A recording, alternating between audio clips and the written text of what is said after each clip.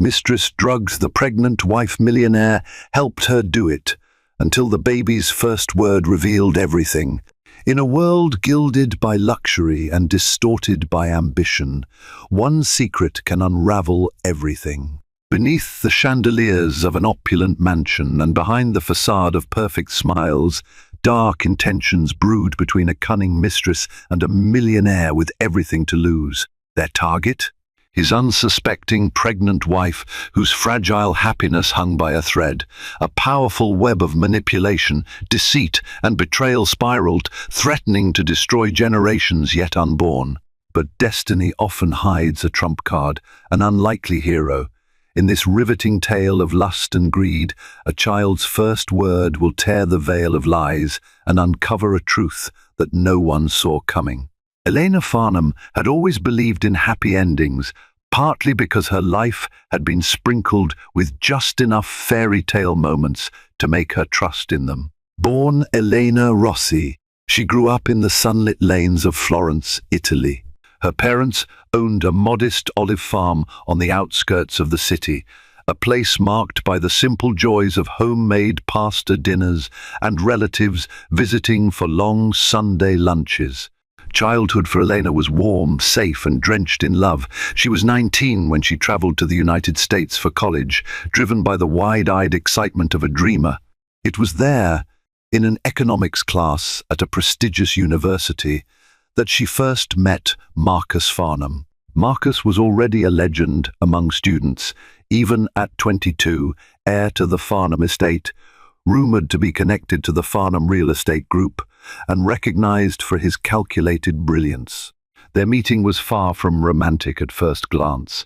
Elena, still grappling with English phrases, stumbled through a question in class about market fluctuations. Marcus, who sat behind her, offered to walk her through some practice problems. His gentle confidence captivated her, and she found herself looking forward to each study session more for his company than the test scores. Their romance blossomed in the hush of the campus library and the glow of campus coffee shops. Marcus, for all his wealth, was surprisingly unpretentious, at least in Elena's eyes. He admired her sincerity, her willingness to embrace new experiences, and her faith in the inherent goodness of people. She, in turn, was drawn to his sharp mind and the kindness he extended beyond his privileged background. By the time they graduated, they were inseparable. A whirlwind wedding in Palm Beach followed a year later, attended by just close friends and family. That was how Elena Farnham entered the realm of opulence. A far cry from her humble roots in Florence, she learned to navigate galas and dinner parties. She discovered how to speak of fine wines, real estate acquisitions, philanthropic ventures, and politics with a confidence she borrowed from Marcus. Yet in the earliest months of her marriage, Elena's pure joy shimmered with no sign of the tragedies soon to unfold. She had no inkling that cruelty often hides behind polished smiles, or how quickly illusions could shatter. If there was any foreboding, she couldn't have recognized it in time. And so she lived, waltzing through the Farnham mansion in ignorance, believing her fairy tale had only just begun. Harper Lane was the embodiment of mystery. She was introduced to Elena during an elegant benefit fundraiser in downtown Miami for underprivileged children, a cause dear to Elena's heart. Marcus had offered a substantial donation, and the committee, thrilled to have a Farnham in attendance, set up a special press conference. That was when Harper slipped into Elena's orbit. A striking woman with dark hair, Harper had sharp features softened by an almost feline grace. She seemed to know everyone of consequence, and her name was whispered in all the right circles. She was rumored to be an interior designer, though specifics about her portfolio were scarce. Someone mentioned her father owned an art gallery in New York. Another said she was once engaged to a minor European royal. The only universal agreement was that Harper Lane never wanted for money or attention. Elena noticed that whenever they spoke in a group, Harper's eyes often shifted, not to Elena, but to Marcus. Subtle, yes, but there was a definite glimmer of interest. It was enough to make Elena uneasy, though she quickly chastised herself for any hint of jealousy. After all, Marcus was the love of her life, and he had never been anything but devoted. His faithfulness was a pillar she relied on, as unshakable as her belief in love itself. Over the next few weeks, Harper became an unexpected fixture in their social life. She often seemed to be around at gatherings, invited by some friend of a friend. She lavished compliments on Elena's style, offered her insights on the Farnham mansion's decor, and claimed a deep admiration for Elena's philanthropic pursuits. Elena found it flattering at first. It made her feel accepted in a world she still sometimes felt was beyond her heritage. She was surprised to find that whenever she and Harper were together, the conversation always steered to Marcus, how he was so brilliant, so different from the brash men Harper usually met. "I hope you realize how lucky you are, Elena," Harper said one evening, leaning in like they were co-conspirators. "Men like Marcus are almost impossible to find." Elena smiled. "I do. I realize it every day." Those words were sincere. She was glad to share them, but if she had known the darkness lurking behind Harper's praise, she would have run far, far away that night. Whispers began, as they always do in wealthy circles. Elena heard from a mutual acquaintance that Harper was friendly with a variety of men, celebrities, businessmen, even a well-known art collector. The rumor mill was relentless. But there was always an undercurrent of confusion. Harper never publicly dated any of these men, and no official relationships formed. It was as though she existed in a social realm fueled only by suggestive glances and elusive stories. Meanwhile, Elena's relationship with Marcus seemed rock solid. They were planning for a family. Elena was overjoyed when a doctor confirmed she was pregnant. She surprised Marcus with a small gift box containing a pair of baby shoes one winter evening. His delight made her eyes brim with tears. They embraced, giggling like children, giddy with the promise of a new life. But as Elena's pregnancy progressed, the demands on Marcus's time grew more intense. He was finalizing a significant real estate deal in Manhattan, one that required frequent travel. Elena tried to be patient. She told herself that his busyness was a temporary inconvenience, and that after the new Farnham Tower was launched, he'd return to focusing on their growing family. Yet the more absent Marcus became, the more Harper Lane seemed to hover in Elena's sphere. Whether Elena was attending a gallery opening or a casual lunch with friends, Harper would appear always warm and supportive, always speaking in gentle, sympathetic tones. She offered to visit Elena at the Farnham mansion while Marcus was away, to keep her company. Elena, feeling a bit lonely and naive to the possibility of betrayal, welcomed her company. During these visits, Harper admired the Farnham estate with unbridled awe. She lingered over the paintings, asked about the Farnham family history, and tested every plush seat in the formal living room. "This home is a museum of your memories," she commented once. "I can see the love you've put into it. I've tried to make it comfortable, not just a showplace," Elena said, smiling. Harper nodded. "It's more than comfortable. It's perfect." Then she looked around like she was assessing something deeper than just furniture and decor. "Everything you have is perfect, Elena. I hope you realize that." A shiver scurried through Eleanor's spine. Harper's tone was oddly intense, almost covetous, but she brushed it aside, reminding herself that pregnancy hormones made her overly sensitive. She had no idea that beneath that flattering gaze, seeds of a twisted scheme were already growing. It was in mid-June, around Elena's 5th month of pregnancy, that she first noticed a shift in Marcus's behavior. His once affectionate messages while traveling became sporadic, briefer. Calls she made to him at night went unanswered, with short texts explaining he was in endless meetings. Elena tried not to worry. She reminded herself that corporate deals often demanded total focus. Marcus's father, the late Harold Farnham, had always urged him, "A Farnham's word is his bond. Don't fail to close a deal because you're distracted." Marcus had grown up with that weight on his shoulders, so perhaps it was only natural that he poured his energy into the biggest negotiation of his life. Still, her intuition nudged at her. Sometimes, late in the evening, she'd sit alone on the balcony, stroking her belly, and wonder why she felt so unsettled. Then, around the same time, Harper announced she was traveling up to New York City to finalize some design work. She mentioned it offhandedly during one of their lunches, but her gaze flickered a bit too quickly to gauge Elena's reaction. Elena didn't think much of it until Harper showed her a picture of a swanky Manhattan hotel suite she claimed to be her temporary lodging. "That's near Farnham Tower," Elena said, trying to be casual. "Marcus is up there often now." "Oh, is it?" Harper smiled, biting her lip. Such a coincidence. Something about that exchange lingered with Elena long after Harper left. She tried to call Marcus that evening, thinking, perhaps he's free for dinner with Harper, maybe he can meet up with both of us. But he didn't answer, and she found herself feeling a strange pang unease.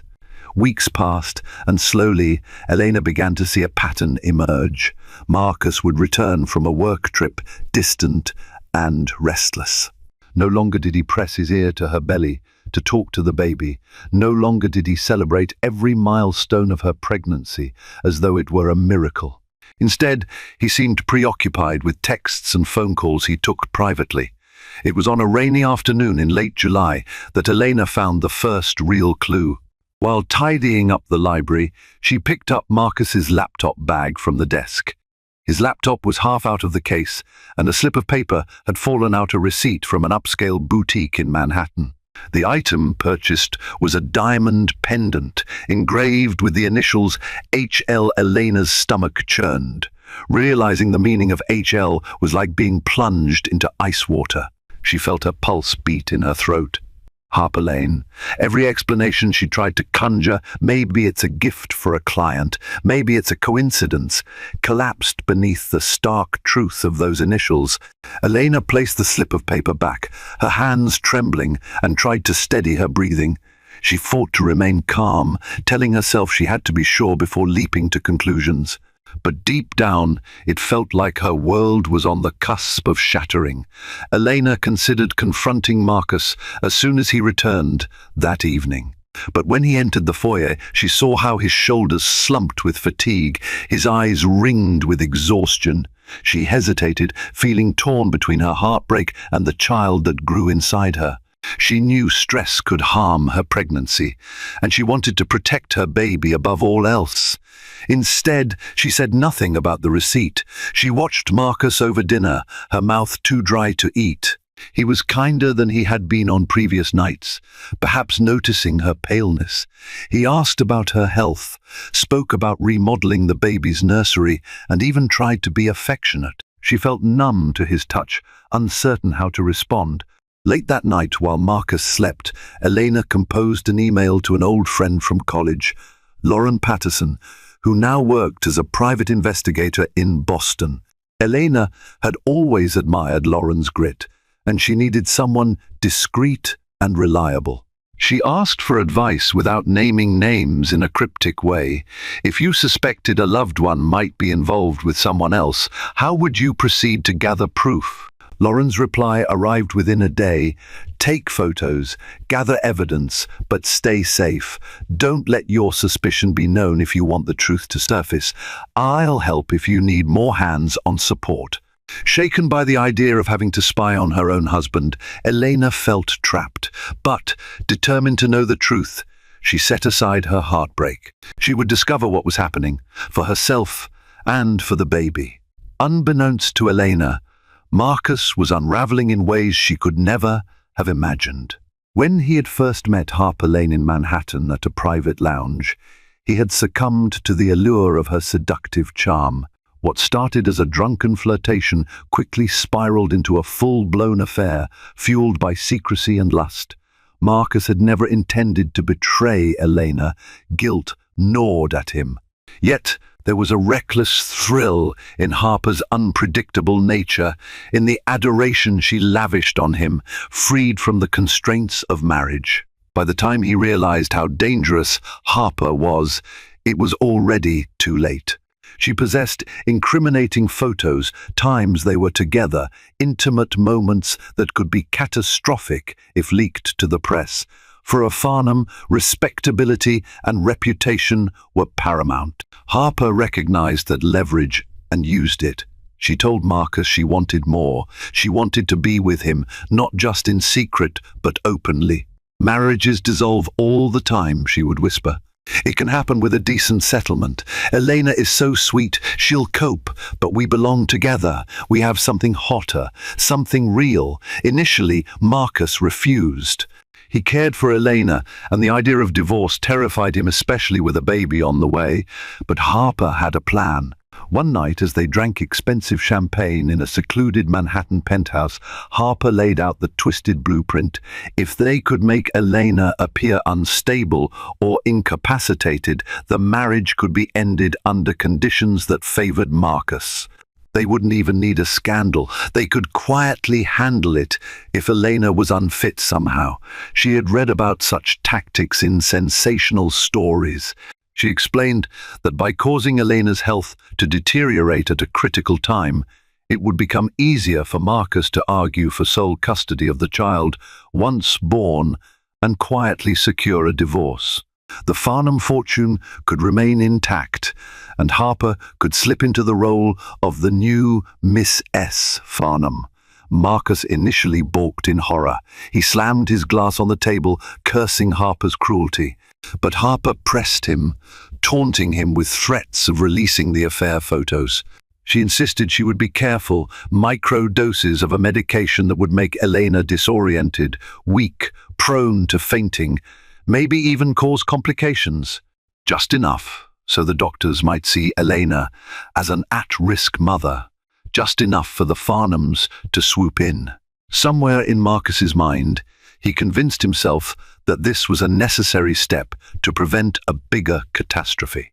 He rationalized that it would be a mild measure, and once Elena's condition was questioned, he would step in with doctors, ensure she got the best care, and claim custody of the child. Then he'd extricate himself from Harper's clutches. Deluded by fear and blackmail, he agreed to the plan, ignoring the monstrous nature of it. While Elena reached her 6th month, exhaustion weighed on her like a stone. She chalked it up to typical pregnancy fatigue, but it seemed to worsen day by day. She found herself dizzy at odd times, her vision blurring momentarily. She often felt faint for no apparent reason. The Farnham family doctor, Dr. Melvin Bardo, performed routine prenatal checkups, not detecting anything unusual in her blood work, though Elena sometimes wondered if the staff truly ran thorough tests or simply trusted the Farnham name to do no wrong. Harper frequently visited with homemade nutritional shakes and herbal teas. She insisted on preparing them herself to ensure Elena was getting all the vitamins necessary for a healthy baby. Grateful, and in a moment of naive trust, Elena drank them without suspicion. Soon, the dizziness turned into migraines, and the migraines into a pervasive weakness. Harper consoled her. "Pregnancy can be unpredictable. Try to rest."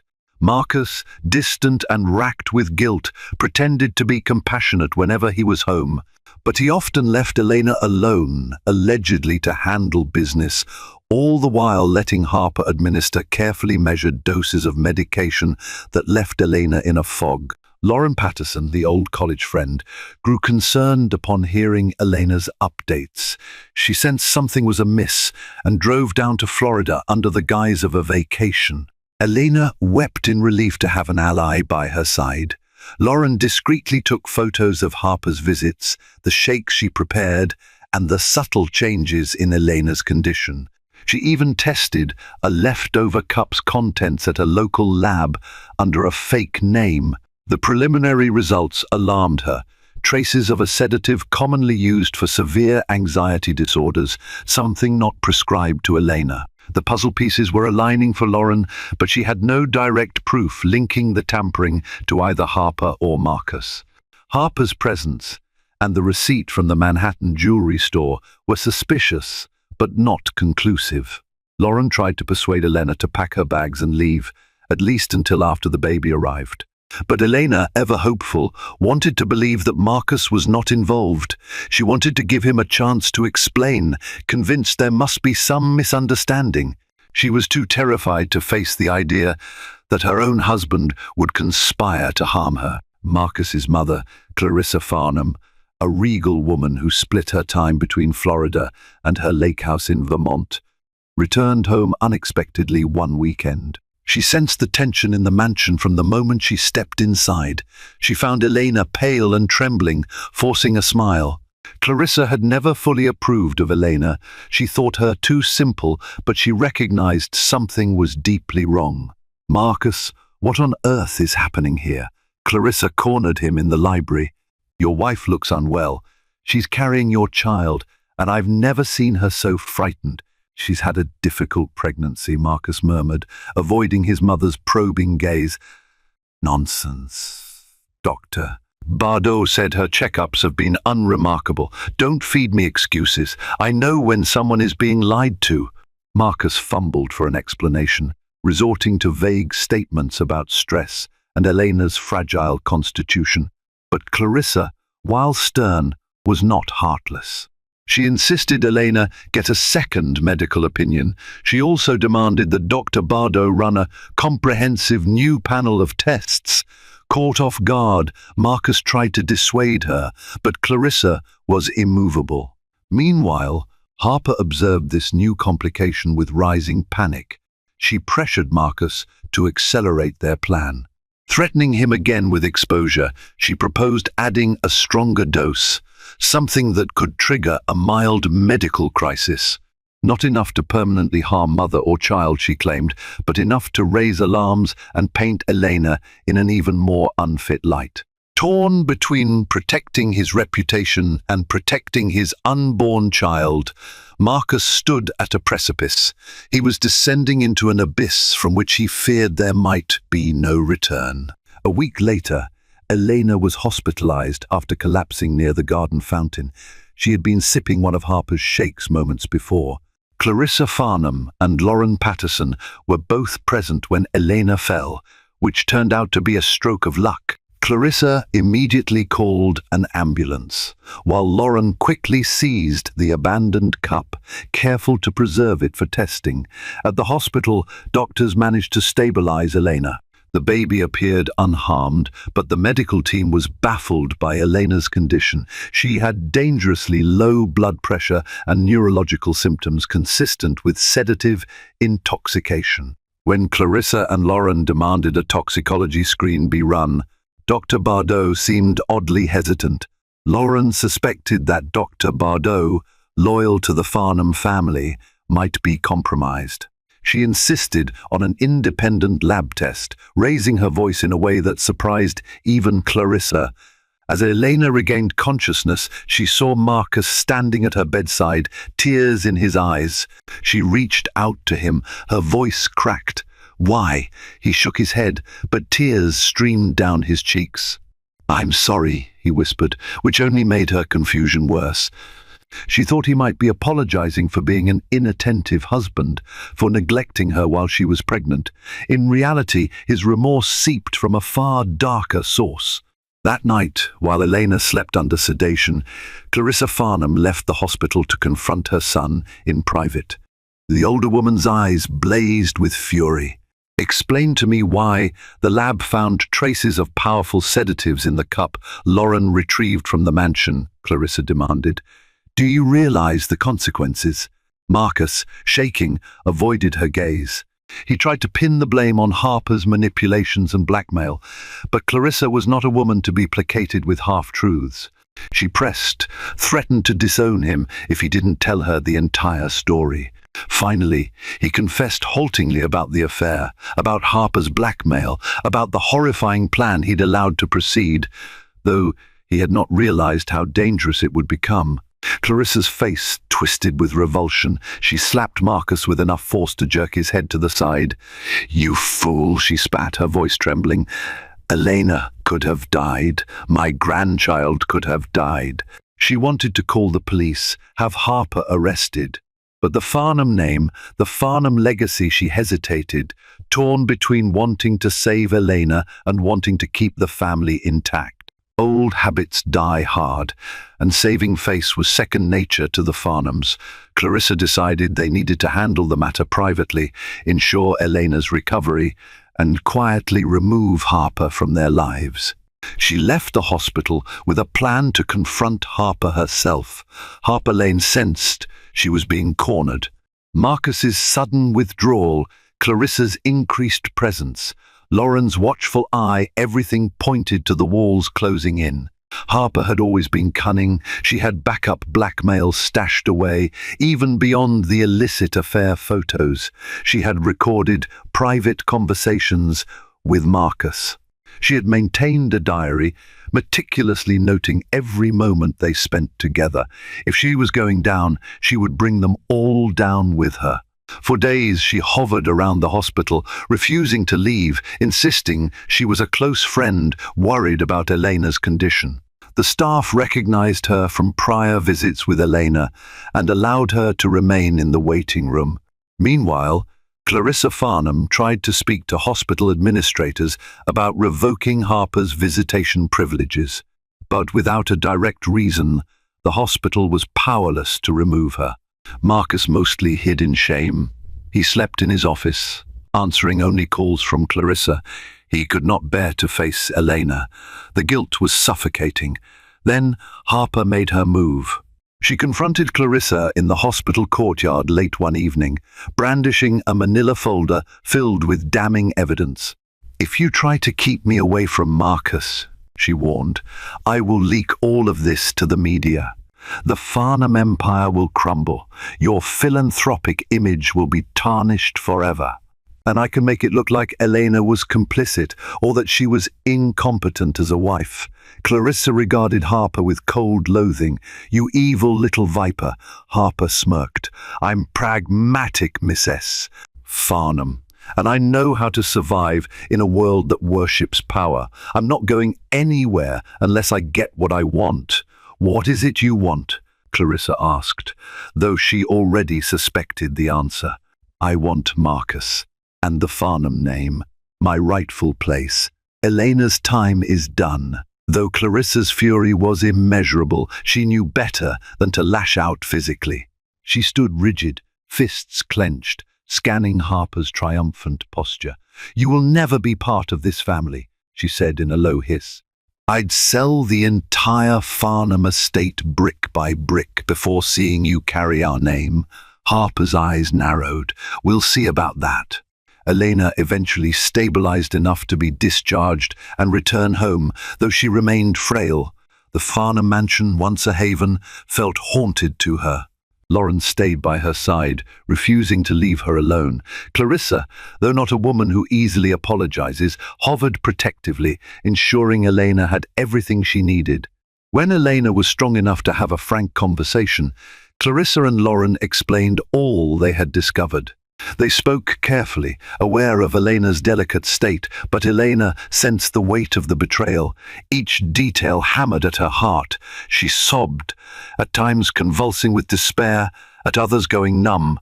She couldn't fathom how Marcus could have stooped to such cruelty, no matter the blackmail, that he had conspired even passively in harming her, and their unborn child was too enormous to grasp. But there was more to the story, Clarissa revealed. Harper's blackmail threat.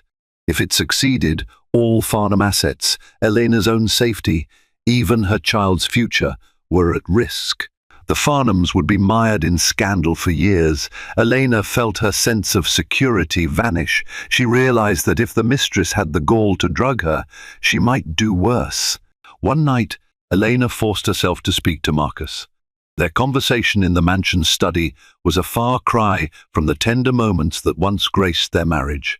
He tried to apologize, tears streaking his cheeks, but Elena remained distant. She demanded to know why. He mumbled about his fear of scandal, about being trapped, about being blackmailed by Harper. He insisted he never intended for her to be seriously harmed, that he believed the sedatives were mild, just enough to raise questions about her stability. Elena stared at him, voice trembling with rage. "You put your reputation above the life of your wife and child. Do you realize there's no coming back from that?" Marcus's eyes glistened with remorse. "I'm not asking for forgiveness. I know I don't deserve it, but please, let me fix this. Let me protect you and the baby now." She shook her head, tears stinging. "I don't trust you. I can't." Though her words gutted him, he vowed to do anything to keep her safe. He knew he owed Elena his full cooperation. Under Clarissa's guidance, he planned to set Harper up for a final confrontation, gather evidence, and ensure she could never harm Elena or extort the Farnhams again. Marcus sat in his parked car outside the opulent restaurant in downtown Miami, beads of sweat forming on his brow despite the air conditioning. His hands clenched the steering wheel as he rehearsed the lines he would have to say to Harper. There was no turning back now. Everything hinged on tonight's confrontation. After the numerous lies, betrayals, and near-fatal drugging of his wife, Elena, this was his final chance to make amends. He closed his eyes and envisioned the child. He almost lost a sobering reminder of how far he had fallen. Inside the restaurant, Clarissa Farnham and Lauren Patterson had already taken their positions. Clarissa, regally poised in a velvet-cushioned booth near the bar, observed every person who came through the door. She had chosen a low-profile black dress, an unusually discreet choice for a woman who thrived on elegance. Meanwhile, Lauren sat at a corner table with a laptop case at her side, concealing the recording equipment. Their plan was to catch Harper's confession on tape, guaranteeing that no Farnham influence could bury the evidence. Finally, Marcus spotted Harper Lane gliding through the entrance, wearing a sleek dress that shimmered under the chandeliers. Her confidence radiated. She believed Marcus was ready to finalize their future together, to forsake Elena and the child for the sake of their twisted romance. He inhaled sharply, steeled himself, and stepped out of his car. By the time he entered the restaurant, the maitre d' was already directing Harper toward a dimly lit table. Marcus approached, forcing what he hoped looked like a genuine smile. "Harper," he murmured, feigning relief. "I'm glad you came." He glanced around to ensure Lauren had started recording. A small nod from Lauren confirmed everything was in place. Harper rested her chin on her manicured hand, eyes gleaming with anticipation. "I've been waiting for this call. You've kept me in the dark, darling. Is Elena finally out of the picture?" Marcus swallowed the bile rising in his throat. "Yes, or she will be. I just need you to confirm a few details first." He leaned closer, lowering his voice. "The doctors suspect something unusual about Elena's condition. But if we're going to keep her labeled as unfit, we need to be thorough. Tell me again how you administered the medication." Harper's lips twisted into a proud smirk. "It's simple. Microdoses, carefully measured. I'd slip a small amount into her drinks, tea, smoothies, or any snack I prepared at the mansion. After a few weeks she got dizzy, fainted in the garden, remember?" Her voice grew more excited. "That was my idea to adjust the dosage. I made sure it looked like normal pregnancy stress. We were so close to the perfect outcome, it's hardly my fault she ended up in the hospital." Marcus forced a rueful smile. "You're right. None of this would have happened if Elena hadn't been so trusting." He paused, feeling the unholy weight of his words. Harper nodded, sipping her wine. "That's the problem with her. She's too naive. Once the doctors declare her incompetent and the custody goes to you, we can finally be together. No one can stop us, especially not Clarissa." At that moment, Clarissa Farnham rose from her booth, her face a storm cloud of controlled rage. She took 2 measured steps toward Harper, followed by Lauren, who discreetly signaled the authorities waiting just outside. Before Harper could register the shift, 2 uniformed police officers stepped in. One of them produced handcuffs, as the other read Harper her rights. Harper's eyes flashed from confusion to fury. She lunged at Marcus, her nails raking the sleeve of his suit jacket. "You set me up!" she screeched. "Marcus, you promised me." Marcus stood frozen, guilt and relief warring inside him. He caught Lauren's steely gaze. This was the evidence Eleanor needed, the incontrovertible proof that Harper had masterminded the drugging. Clarissa, trembling with an emotion that bordered on disgust, stared at Harper's venomous outburst. Outside the restaurant, cameras snapped in rapid succession. The paparazzi had been tipped off. Flashbulbs illuminated Harper's furious face as the police escorted her away. The moment crackled with finality. Marcus's heart pounded. He knew the Farnham name would be dragged through the headlines. Yet as he watched the squad car door slam shut, he felt a flood of remorse for every choice that had led them here, and a flicker of hope that, at last, Elena and their unborn child might be safe. Back inside, Clarissa turned to Marcus. Her lips pressed tight and her eyes were cold, but there was a glimmer of relief too. "We got her," she managed through clenched teeth. Marcus simply nodded. He knew that although Harper was in custody, the reckoning with Elena was only beginning. The Farnham family's darkest hour had come to light, and there would be a long, arduous path to rebuilding the trust that was shattered in the name of wealth, vanity, and fear. In the midst of the chaos, Elena went into labor unexpectedly at 38 weeks. Perhaps it was the stress of the investigation or her fragile condition, but she found herself rushed to the hospital in the early morning hours, accompanied by Clarissa and Lauren.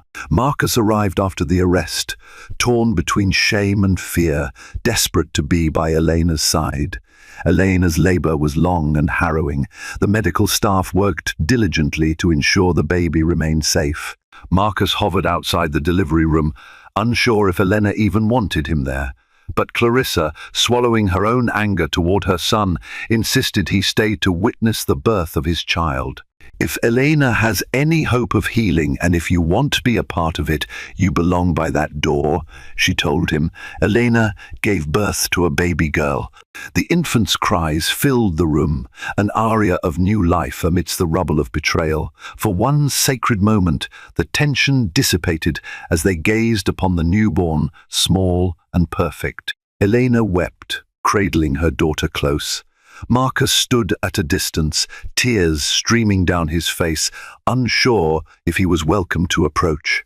Elena, in a gesture of mercy that surprised even herself, beckoned him. "You may hold her," she whispered. Their daughter, with a faint tuft of dark hair, opened her eyes briefly, oblivious to the drama that had preceded her arrival. She squirmed in her father's arms, and Marcus felt his heart clench with a blend of love and regret. Over the following months, Elena focused on healing and caring for her newborn, whom she named Gabriella. Living arrangements were complicated. Elena stayed in a separate wing of the mansion, while legal matters involving Harper wound through the courts. Harper's trial for attempted poisoning was sensationalized in the media. She tried to pin all blame on Marcus, claiming she was merely following his instructions. But the recorded conversation and Lauren's thorough investigation left her defense in tatters. As Gabriella grew, the Farnhams worked to create a sense of normalcy. Elena had consulted a lawyer for divorce, but she delayed filing, torn by the sincerity of Marcus's attempts to atone. He went to therapy, cut all ties with Harper, publicly condemned his actions, and cooperated fully with law enforcement. Clarissa Farnham supported Elena unconditionally, but also hoped for a resolution that didn't shatter the family. When Gabriella was nearly a year old, she uttered her first coherent word. It happened in the sunlit nursery, with Elena, Marcus, and Clarissa present. The baby turned to Marcus, extended her tiny arms, and said in a halting voice, "Ha, ha, purr." Elena froze. Marcus's face went pale. Clarissa looked aghast. They recognized the name instantly. Harper. No baby's babbling. It was the mistress's name. Out of all the words Gabriella could have chosen, Mama, Papa, Nana, it was Harper that escaped her lips. In that moment, it was as though the entire family was thrust back into the swirling darkness of betrayal. Elena felt tears sting her eyes, not because the baby understood anything about the woman who had threatened her life, but because that single word carried so much weight. It was a brutal reminder of the scars that would never fully fade. Elena picked up Gabriella, holding her protectively. The little girl repeated the sound. Hap-purr? She was trying out a new syllable, clueless of the significance. Marcus, anguished, reached out to them, but Elena stepped back, shaken. After that incident, Elena realized that the trauma lingered like a silent ghost in the Farnham mansion. Even as Harper faced criminal charges, the memory of what she and Marcus had done haunted every corridor. Elena sought counseling, determined to not let bitterness consume her. She recognized that while Harper was the primary instigator, Marcus's complicity had almost destroyed them all. A few weeks later, Elena found the courage to read Marcus's written confessions. He had penned letters in therapy, describing his remorse, his toxic entanglement with Harper, and how fear had clouded his judgment. He wrote, "I will never forgive myself, but I hope someday you'll see that I have changed." Elena sensed sincerity, but trust was another matter. It would be a long road to rebuild it if possible at all. When Harper's trial concluded, she was sentenced to a term in prison for attempted poisoning, assault on an unborn child, and blackmail. The judge offered no leniency, especially after hearing how Harper had systematically drugged a pregnant woman. As the gavel struck and Harper glared at Marcus in the courtroom, it was clear she harbored unrepentant hatred. Her final words before being led away were a venomous promise: "I'll find a way to make you pay." But the Farnhams had done everything in their power to ensure she would never threaten them again. In the quiet weeks after Harper's sentencing, Elena thought endlessly about her daughter's future. She wanted Gabriella to have a father who loved her. Yet the knowledge of what Marcus had done weighed on her heart. She considered divorcing Marcus and moving back to Florence, where her parents had offered to help. But Clarissa Farnham, now fiercely protective of both Elena and the baby, assured her that if she chose to stay, she would have unwavering support and financial independence. No Farnham would ever dare cross her again. Marcus approached Elena one sunny afternoon in the Rose Garden, a place Elena had always loved for its peaceful beauty. He carried Gabriella in his arms, the baby giggling at the rustle of leaves. With a gentle caution, he offered the baby to Elena. "You're the best mother she could have," he said quietly. Elena held Gabriella close. She was silent for a long moment, then sighed. "I still love you, or maybe I love the man I thought you were, and that breaks my heart," she said, voice trembling. Marcus nodded. "I can't ask for forgiveness, but I am asking for a chance to be a better man, a better father, maybe someday a better husband." Elena searched his eyes. She saw agony there, a remorse that felt raw and genuine. "I can't promise anything right now," she said softly, "but for Gabriella's sake, I'm willing to see how we can move forward." They began couples therapy, setting rules. Elena would keep her private suite until she felt comfortable sharing a space with Marcus again. She controlled every aspect of Gabriella's care, from choosing her pediatrician to deciding which events she attended. Marcus did whatever Elena asked, no matter how small, hoping to regain some semblance of her trust. Slowly, Elena witnessed changes in him, small but significant. He no longer cared about high-stakes deals or expanding Farnham Tower. Instead, he spent evenings reading to Gabriella, feeding her pureed vegetables while making silly faces to coax a laugh. On weekends, he took Elena on simple family outings, walks in the park, visits to the local farmers' market. He set aside the Farnham bravado and learned the humility he'd sorely lacked. Elena herself underwent a metamorphosis. No longer naive or blindly trusting, she found a quiet strength in her ordeal. She continued her philanthropic pursuits, focusing on a foundation that aided pregnant women in crisis. She discovered a new purpose: to advocate for vulnerable mothers, ensuring no one else fell prey to manipulative relationships like hers. At times, Elena felt haunted by the memory of Harper's toxic presence. She sometimes woke in the night, drenched in sweat, recalling the hospital bed, the uncertainty of her child's fate. In those moments, she would tiptoe into Gabriella's room, pick her up gently, and cradle her close, breathing in the scent of baby powder. Each heartbeat reminded her that they had survived. On Gabriella's second birthday, a small party was held in the Farnham garden.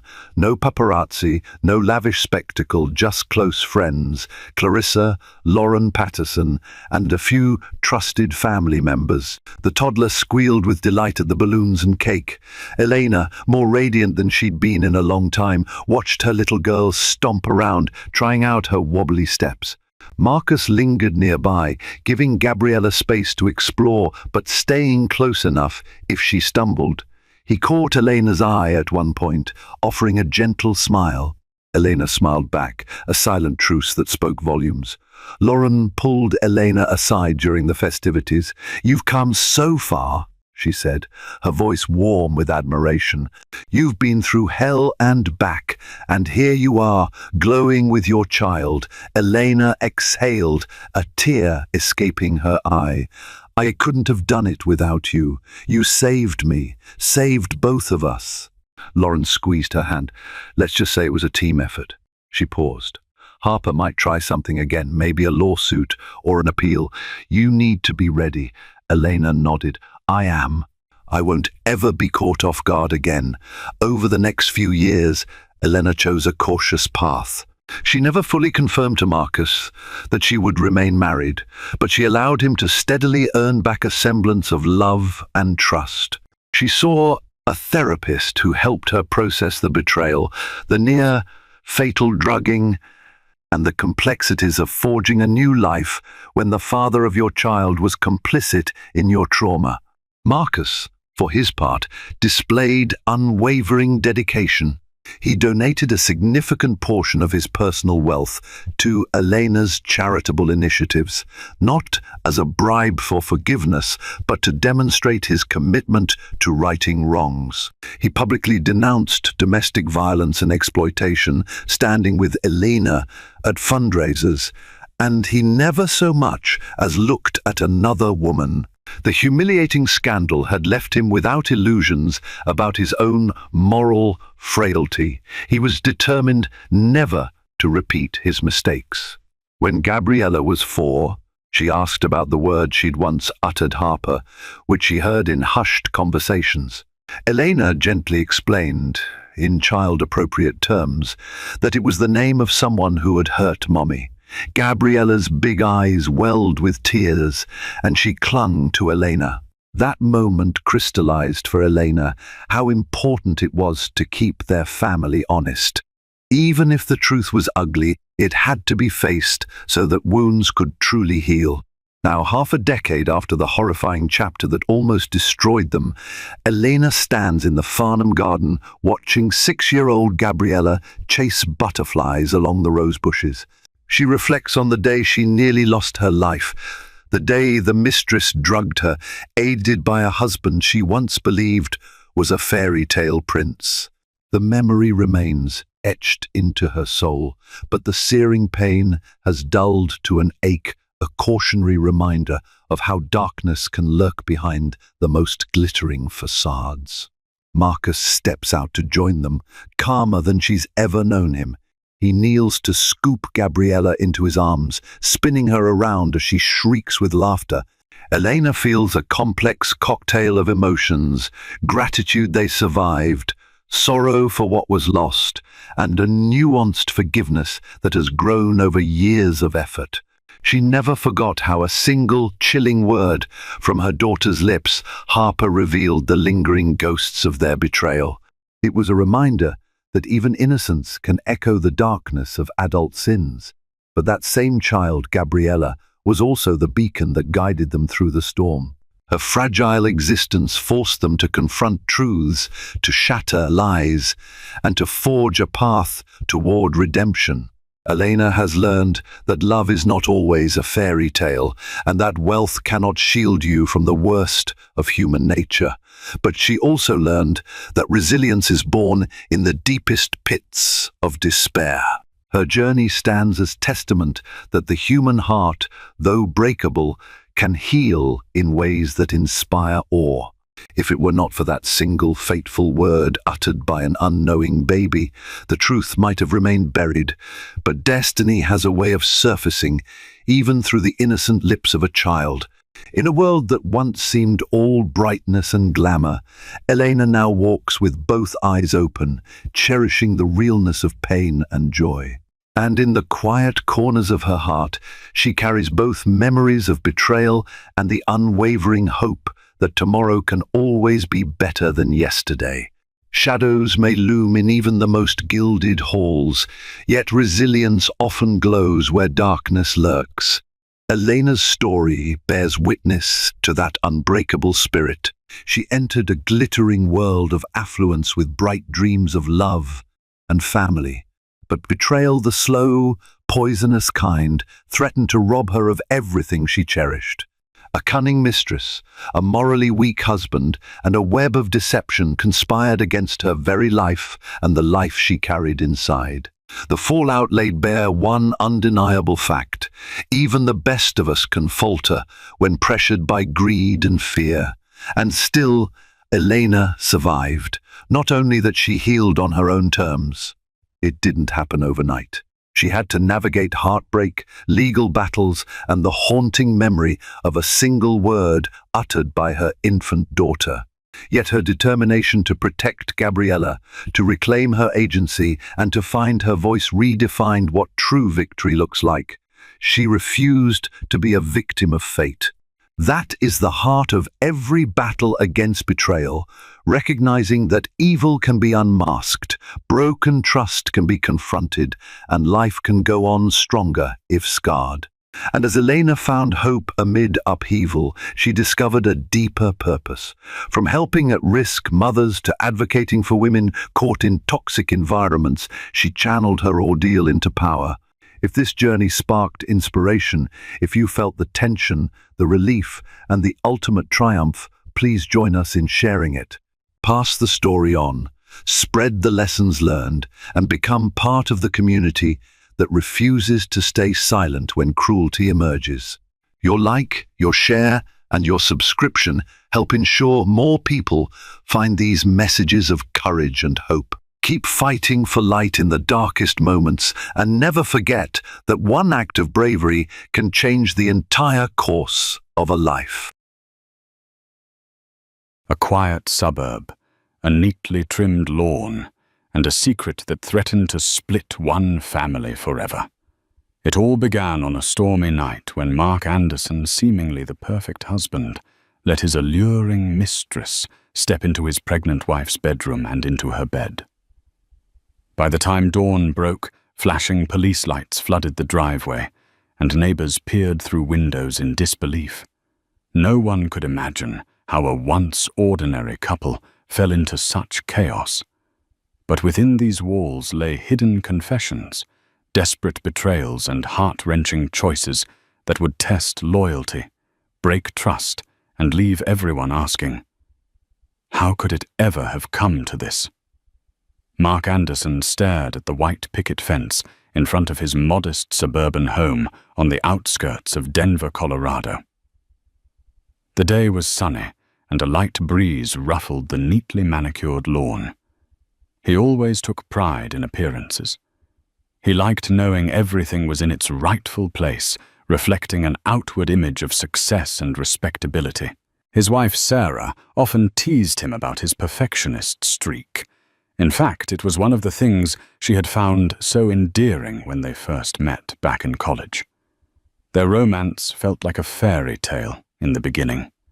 Long strolls by the campus lake, late-night conversations about hopes and dreams, and shared laughter that echoed through dorm hallways. Mark was diligent, always rechecking his notes and color-coding everything in his backpack, while Sarah was more laid back, bringing a sense of warmth and spontaneity to his otherwise structured world. They graduated together, he with a degree in business administration, she in elementary education. Soon after, they were married on a crisp autumn afternoon, surrounded by family and a few close friends. It seemed they were destined for a happy life, ticking off all the boxes: stable jobs, a well-furnished home, and plans for children. Yet beneath the surface of this idyllic snapshot, a subtle tension had begun to settle in. As the years progressed, Mark found himself increasingly restless, obsessing over career goals, finances, and the desire for more excitement. Sarah noticed changes in him. Little things like how he lingered on his phone too often, or occasionally arrived home late with half-hearted excuses. She was patient, chalking it up to stress.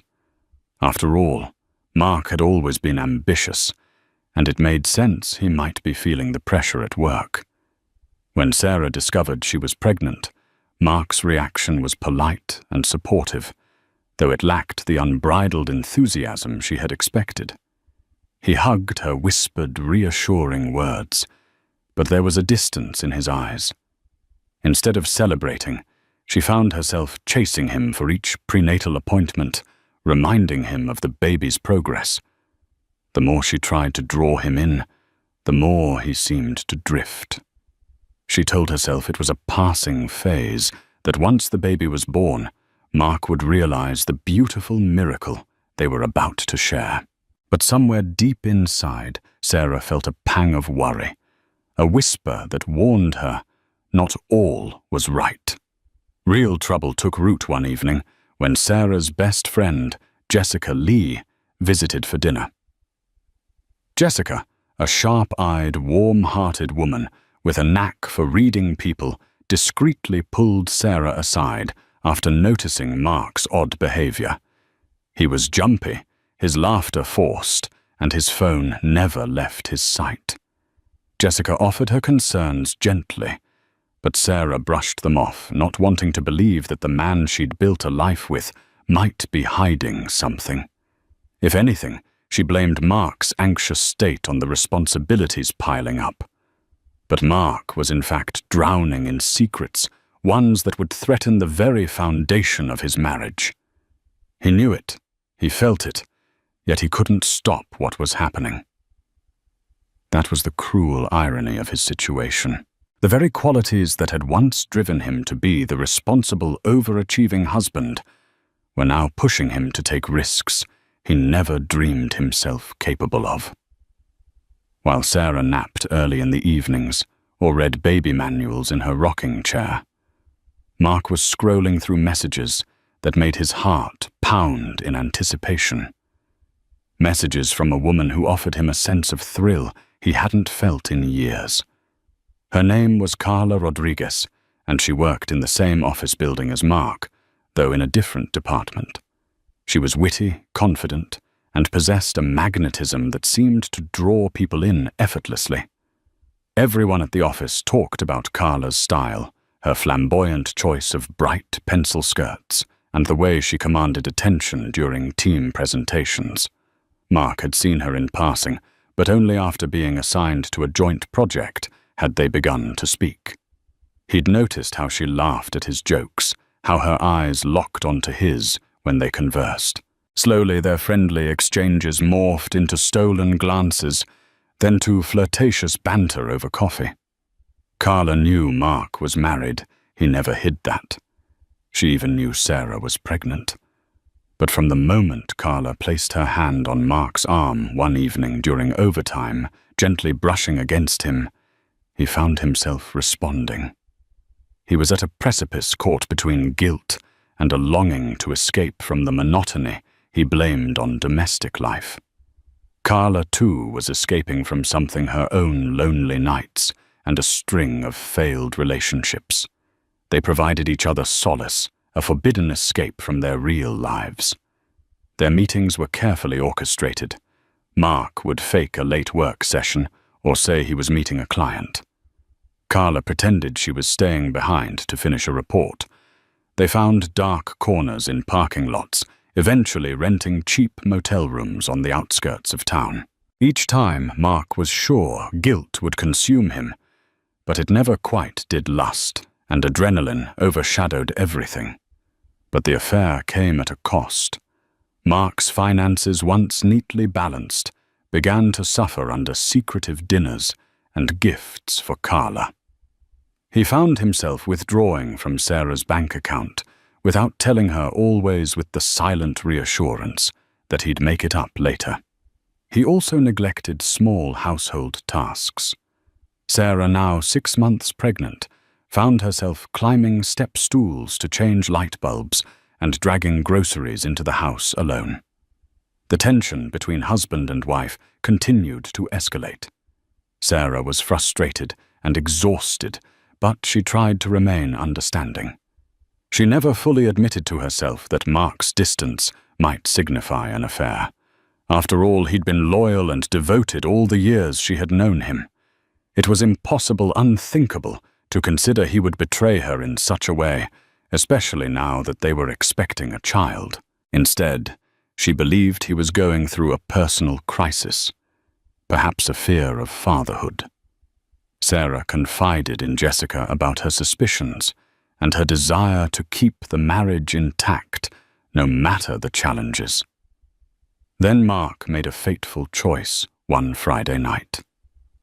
While Sarah was away at her mother's house, he invited Carla to dinner at his own home. It was a step too far, and he knew it. But Carla had teased him, saying she wanted to see how he lived. That single curiosity overshadowed every warning bell in Mark's head. He assured himself it was just dinner, just a quick look at the house, and then she'd leave. But the moment Carla stepped through the door, wearing a midnight blue dress that clung to her figure, Mark knew they had crossed a line that could never be erased. Carla marveled at the photos on the mantel, wedding pictures, snapshots of Mark and Sarah at scenic spots around Colorado. Even the ultrasound image pinned on the refrigerator. Despite it all, Carla maintained an air of detachment, as though all these tokens of Mark's married life were mere props.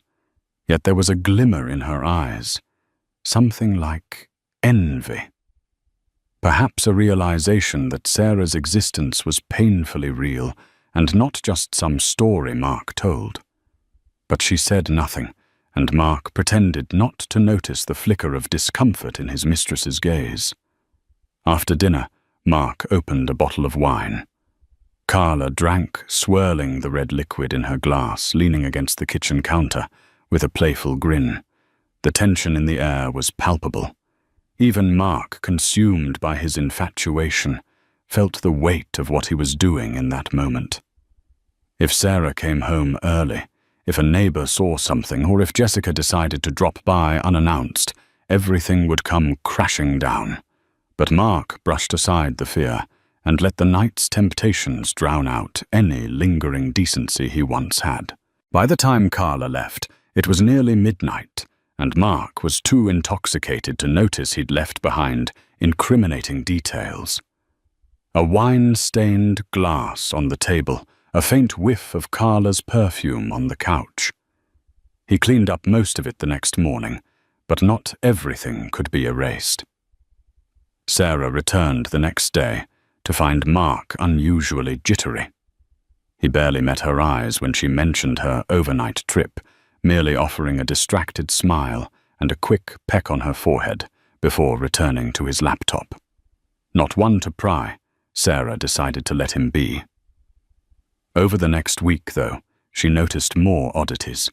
A grocery receipt with items she hadn't purchased, a new brand of perfume lingering in the bathroom. Small tears in the living room curtains, as if someone had tugged them aside in haste.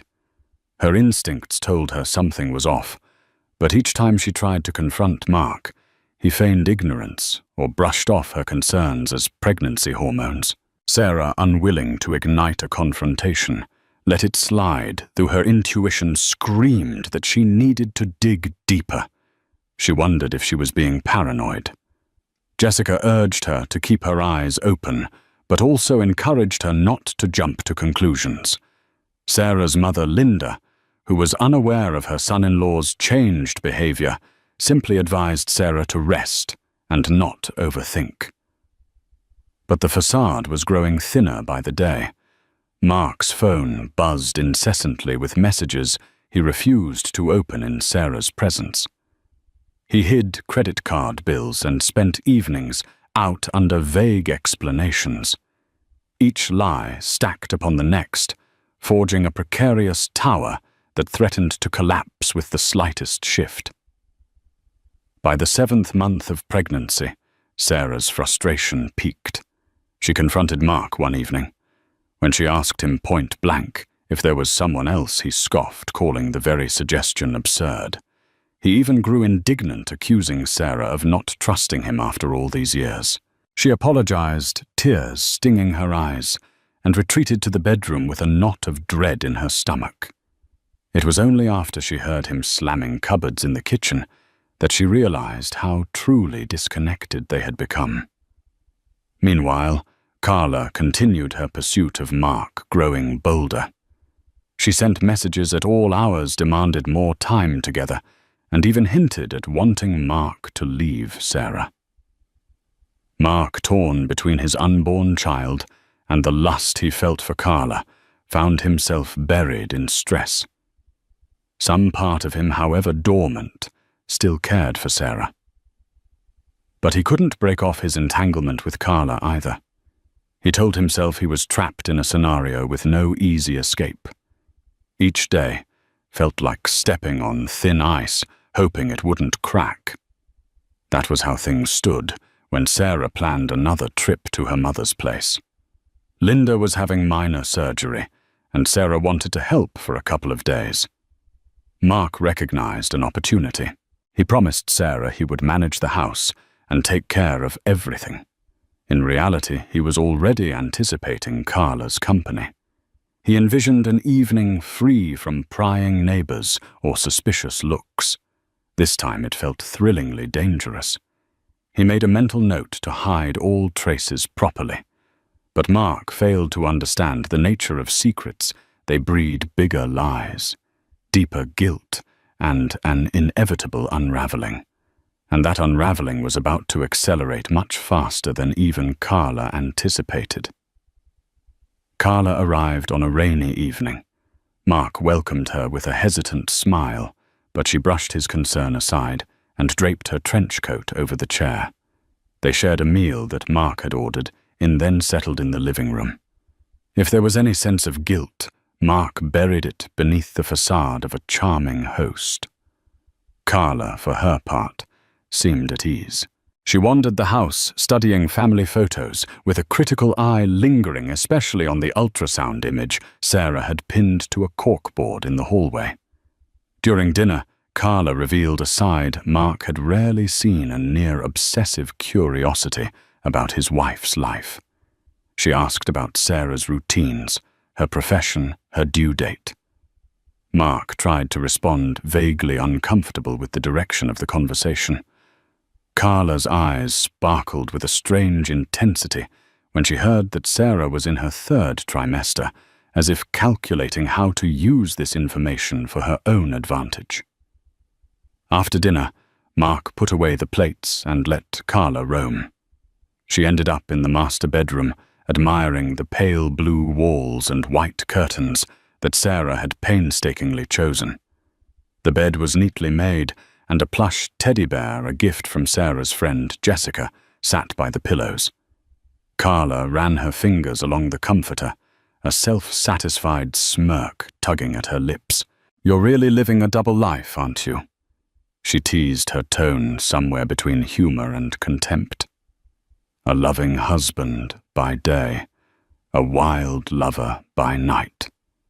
Mark winced but mustered a forced grin.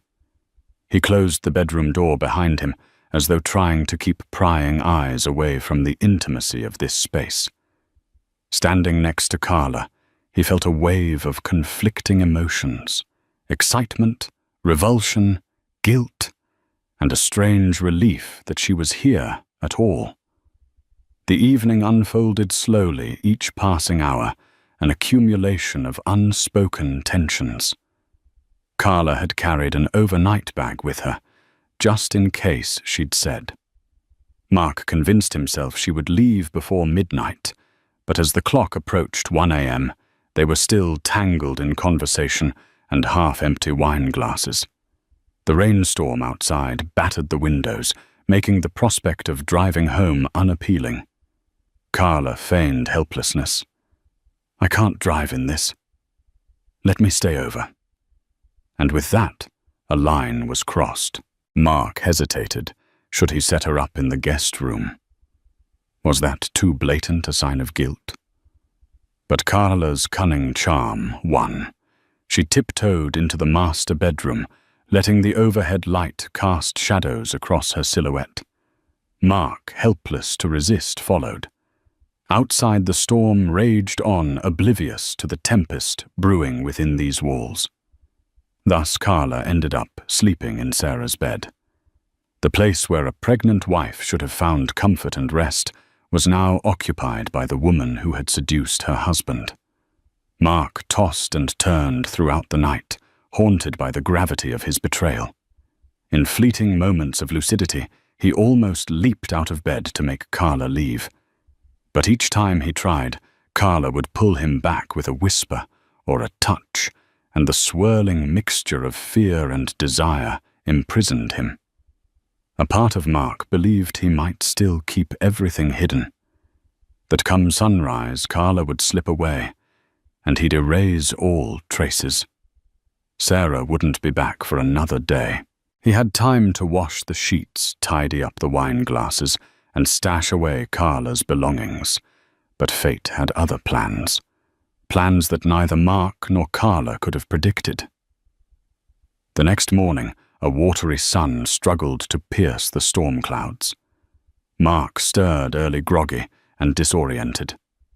Carla was curled up on Sarah's side of the bed, her hair splayed across the pillow.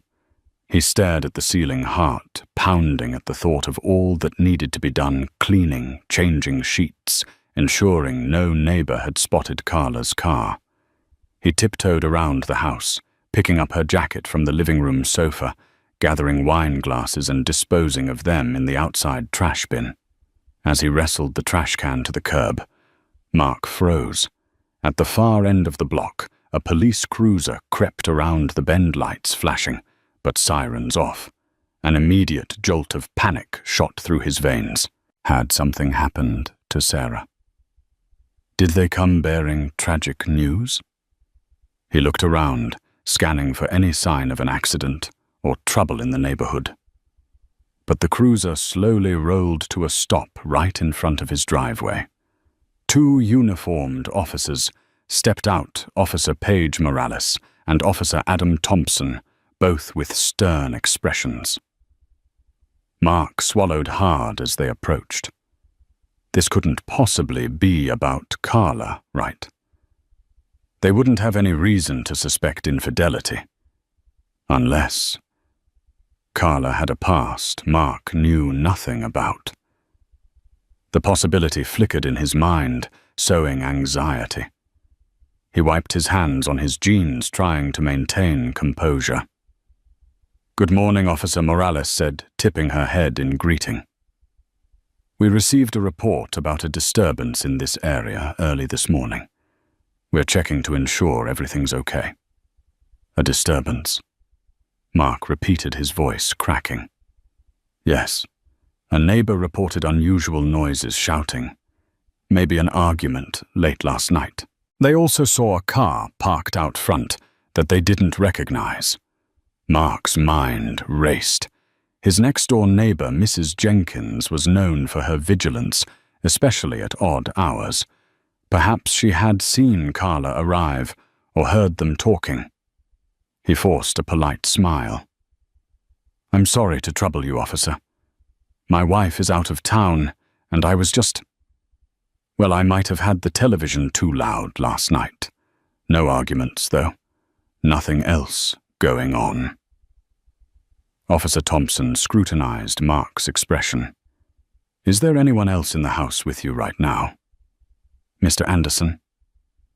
Mark felt a twist in his gut. A friend stayed over. She was caught in the storm, and..." Before he could finish, Carla emerged in the doorway, barefoot, wearing one of Sarah's robes. The color drained from Mark's face as the officers turned their attention to her. Carla's eyes flicked between them, trying to feign calm, but clearly unsettled by the unexpected arrival of law enforcement. "Good morning," she said, attempting a polite nod. Officer Morales studied Carla's attire, then exchanged a glance with her partner. "And you are..." Carla's response was quick, lacking the usual confidence.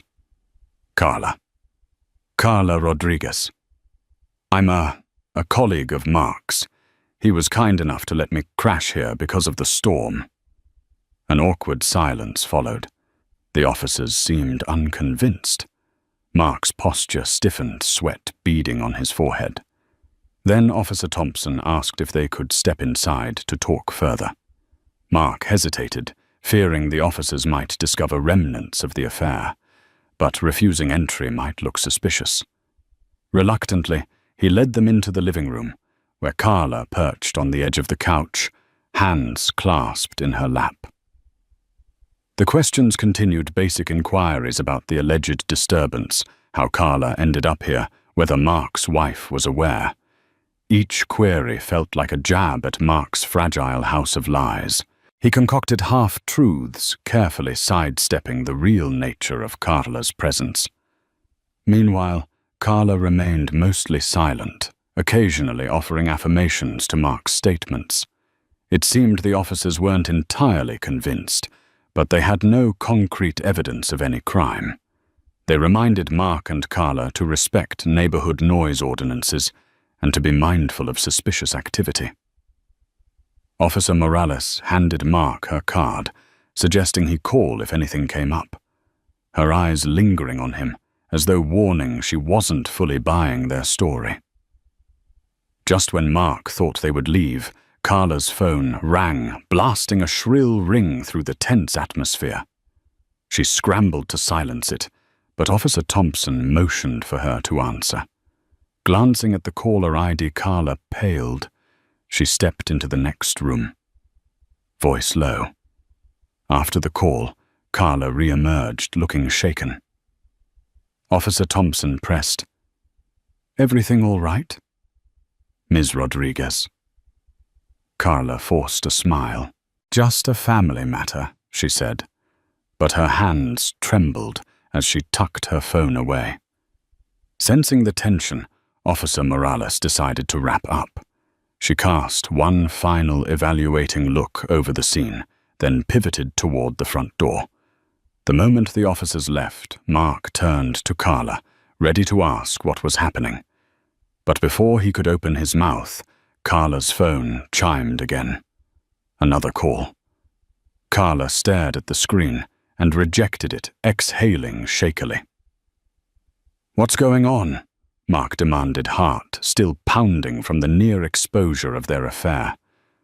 Carla brushed past him, grabbing her jacket and slipping into her shoes. "I have to go. I'm sorry, Mark. I'll explain later." And just like that, she was gone, leaving Mark alone in a house that now felt haunted by the shadows of betrayal and suspicion. Sarah would be home soon, and he had an endless list of cover-ups to manage. But a deeper dread gnawed at him. Carla was clearly entangled in something bigger than he'd ever imagined, and it was only a matter of time before it all caught up to them, before the next knock on the door wouldn't be as benign as a noise complaint. With Carla gone, Mark raced to erase every trace of her presence. He stripped the bed, replacing the sheets with fresh linen. He collected the empty wine bottle and glasses, tossed them in the recycling bin, and opened all the windows to air out the lingering perfume. He vacuumed the living room, wiped down counters, and even mopped the kitchen floor, desperately trying to rid the house of any memory of her. As he worked, his mind replayed the scene with the police officers. He couldn't shake the feeling that Officer Morales and Officer Thompson didn't entirely believe him. Their questions had probed deeper than a simple noise complaint. Yet what choice did Mark have but to lie? Telling the truth would mean forfeiting everything: his marriage, his home, his soon-to-be fatherhood. An hour later, Sarah called to let him know her mother was stable after the minor surgery, and that she'd be returning home by evening. Mark pretended everything was normal, forcing a light-hearted tone as he asked if she needed anything from the store. After he hung up, he crumpled onto the couch, burying his face in his hands. The pit of guilt in his stomach felt bottomless. Was it worth it, this double life, for a fleeting affair that offered excitement but left him feeling hollow? By mid-afternoon, Mark couldn't ignore his anxiety about Carla. He texted her multiple times. Mark, 1:03 p.m. Are you okay? Mark, 1:10 p.m. Please let me know what's going on. Mark, 2:05 p.m. Carla. I'm worried. The police thing really shook me up. No response. The phone remained silent, each passing minute, feeding Mark's paranoia. He started recalling random details from their time together. Things she'd hinted at, questionable friends, financial troubles. A mention of an ex-boyfriend who was dangerous. He'd never pressed her for details, preferring their relationship remain an escape without real-world burdens. Now he regretted his willful ignorance. By 5 p.m., Mark heard the garage door open. Sarah was home. He hurriedly got up, plastering on a smile, as though he'd spent the day doing mundane chores. She walked in slowly, her baby bump prominent under a loose-fitting dress. She looked exhausted, but relieved to be home. Without a word, she set her bag down and let Mark wrap her in a hug. "How's Mum?" he asked softly. "She's fine," Sarah said. "The surgery went well and she's recovering. I just need some rest." Together they made a simple dinner, Mark fussing over Sarah, trying to be attentive to her needs. She seemed grateful, but also distant, as though sensing something was amiss. As they ate, Sarah looked at him with eyes that flickered between love and suspicion. "Mark, was everything okay here the last couple of days?" "You seem tense," she ventured. He took a sip of water to stall. "Just work stuff," he lied. "Some deadlines?" She nodded and let the subject drop. Mark exhaled. For one brief moment, he believed he might still salvage things if Carla would stay away, if the police never returned, if he could bury this chapter of his life forever. But secrets have a way of resurfacing in the most brutal fashion, and that reckoning was closer than Mark realized. Late that night, while Sarah slept fitfully, her pregnancy making it hard to find a comfortable position, Mark lay awake, staring at the ceiling. The events of the last 24 hours churned in his mind. He reached for his phone on the nightstand, desperately checking if Carla had finally texted him. Nothing. His anxiety climbed. In the dim glow of his bedside lamp, Mark scrolled through social media. He searched Carla's name, rummaging through any clues that might explain her sudden panic. He found her profile inactive, last updated weeks ago. As he scrolled further, he stumbled upon a post from a friend of Carla's referencing a certain mess Carla was in. There were no details, just cryptic comments and concerned replies. Unease prickled through him. He decided to do what he should have done from the beginning, look up Carla Rodriguez in public records. Accessing an online search, he discovered a few results indicating minor legal issues in her past. A DUI charge from years ago, a civil dispute over unpaid rent. Nothing that jumped out as immediately dangerous. Yet Mark couldn't shake the feeling that something heavier was in play. He slept fitfully, waking at dawn to Sarah's gentle stirring. She pressed a hand to her belly and turned to him, blinking in the early morning light. For a moment, they smiled at each other, a brief slice of normalcy. Mark tried to cling to that moment, to pretend they were still the couple who had once laughed on the campus lake. But the outside world wouldn't allow it. As Sarah headed to the shower, Mark's phone buzzed an unknown number. He swallowed hard and answered. "Mark." A voice whispered urgently. "Carla." "Thank God. Where have you been?" Mark scurried out of bed and closed the bedroom door behind him. "I can't talk long," Carla said, her voice hoarse. "I'm in trouble, Mark. I owe money to some people. Dangerous people.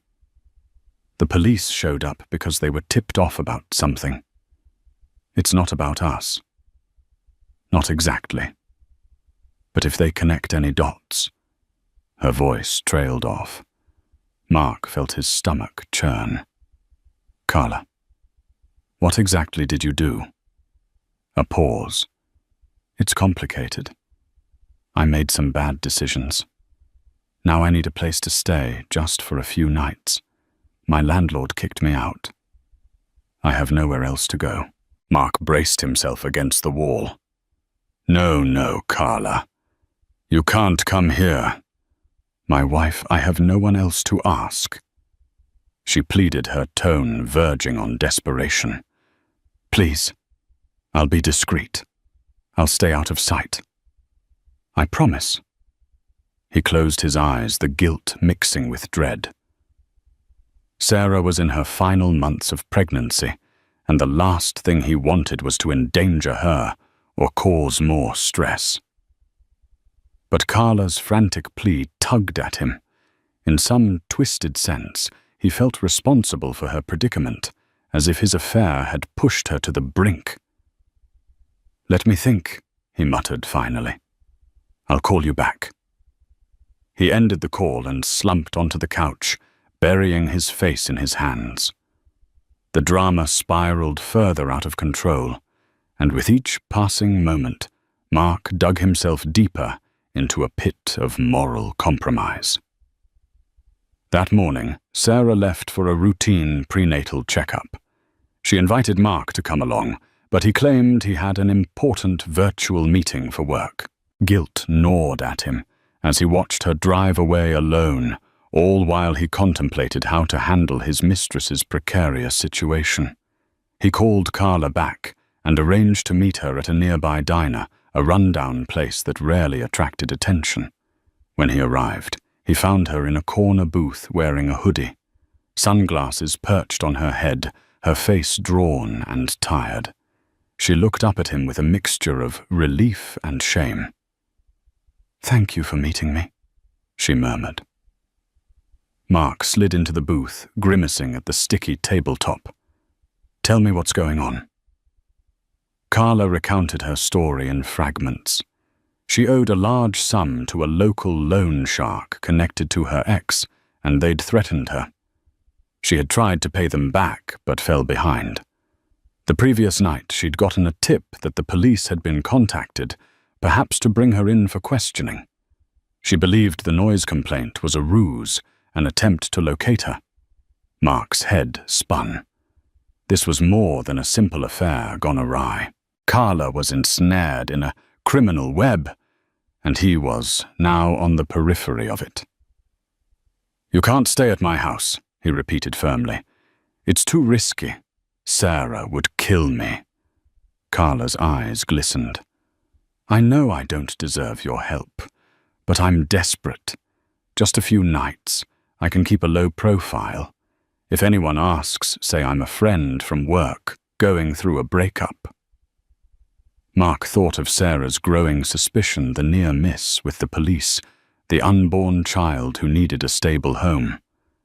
Every logical fiber in his being screamed at him to cut Carla off. Yet he felt a twisted sense of responsibility. He'd let Carla into his life. He'd ignored every red flag. Now she was pleading for help, and part of him couldn't bear to leave her in danger. Against all better judgment, he agreed to house her in the guest room for a single night. Carla's eyes brightened with gratitude. Mark cursed himself silently, knowing he was only tightening the noose around his neck. That evening, Mark lied to Sarah again. He said a colleague was in town for business and needed a place to crash for the night. Sarah, although surprised, did not protest. She was preoccupied with back pains and a baby that kicked relentlessly. Besides, Mark had rarely brought colleagues home, so she assumed it was a genuine favor. Carla arrived late, wearing a cap and oversized clothes to avoid recognition. Mark ushered her into the guest room, quickly praying the neighbors wouldn't notice. Sarah was in bed reading a pregnancy book. Mark told her he'd be up soon, then crept to the guest room where Carla lingered by the door.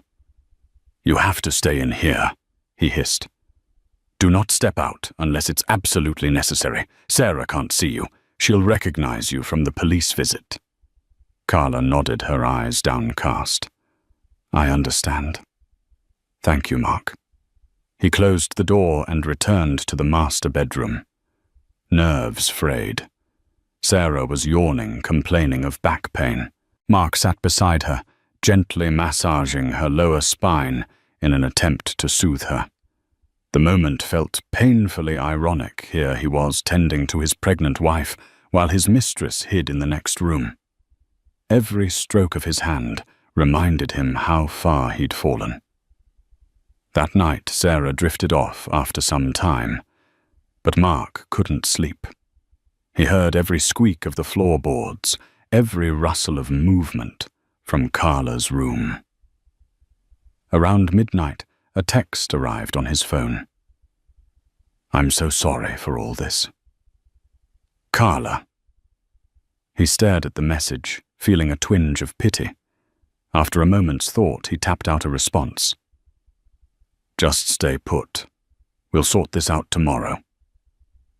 Morning dawned bright and tense. Sarah rose early to prepare for a follow-up doctor's appointment. Mark feigned a headache, offering to stay behind just in case his colleague needed help. Sarah seemed unconvinced, suspicion flickering in her gaze, but she gathered her belongings and left anyway. With Sarah gone, Mark hurried to Carla's room, only to find her asleep in a rumpled bed, eyes puffy from crying. He woke her gently, offering coffee.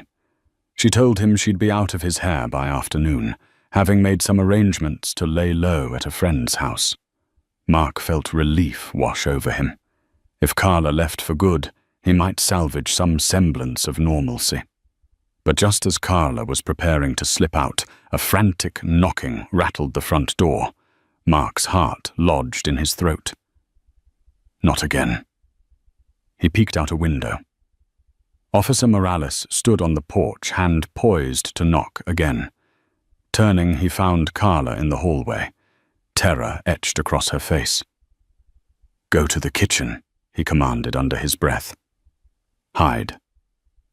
As Carla disappeared, Mark inhaled sharply and opened the door, forcing a calm smile. "Officer Morales, what brings you here?" She looked at him with a stony expression, stepping forward, prompting him to let her inside. "I need to ask you a few more questions about Carla Rodriguez." Mark's blood ran cold. "Carla, I told you we worked together, and she stayed over because of the storm." Officer Morales nodded slowly. "We have information suggesting Ms. Rodriguez may be involved in illegal activities. There's a possibility she might contact you again, given your relationship. We'd like your cooperation." Swallowing hard, Mark feigned ignorance. "Look, I don't know what Carla's done. I've barely spoken to her since the other day. She hasn't contacted me." The officer gave a half smile that didn't reach her eyes. "If you hear from her, you'll let us know immediately, right?" "Of course," Mark said, managing a nod. Officer Morales seemed unconvinced, but left her card again, instructing him to call if Carla showed up. As she walked out, she let her gaze linger in the foyer, as though sensing someone else's presence. Mark held his breath until she finally exited. Heart racing, he rushed back to the kitchen where Carla was crouched behind the island, eyes wide. "She's on to us," he muttered. "You need to go, right now." Carla stood, her face grim. She slung her bag over her shoulder. "I'll call a taxi." Neither said a word as they hurried to the back door.